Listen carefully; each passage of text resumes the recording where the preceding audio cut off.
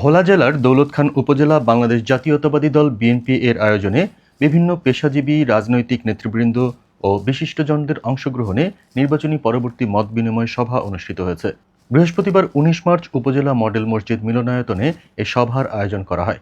অনুষ্ঠানে প্রধান অতিথি হিসেবে উপস্থিত ছিলেন সংসদীয় আসন ১১৬ ভোলা ২ এর মাননীয় সংসদ সদস্য বর্ষিয়ান জননেতা আলহাজ হাফিজ ইব্রাহিম এমপি।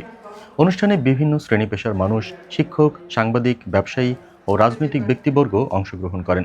সভায় সভাপতিত্ব করেন উপজেলা বিএনপির সভাপতি আলহাজ আব্দুল মান্নান মিয়া, সঞ্চালনা করেন উপজেলা বিএনপির সাধারণ সম্পাদক শাহজাহান সাজু এবং তত্ত্বাবধান করেন উপজেলা বিএনপির সাংগঠনিক সম্পাদক মাহবুব মোর্শেদ কুট্টি।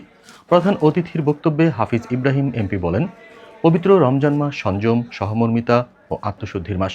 এই মাসে সমাজের অসহায় ও দরিদ্র মানুষের পাশে দাঁড়ানো সবার নৈতিক দায়িত্ব।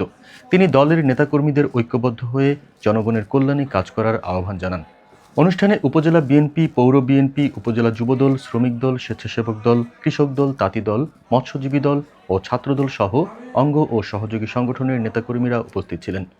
ইফতারের পূর্বে দেশ, জাতি ও মুসলিম উম্মার শান্তি, সমৃদ্ধি ও কল্যাণ কামনা করে বিশেষ দোয়া ও মোনাজাত করা হয়।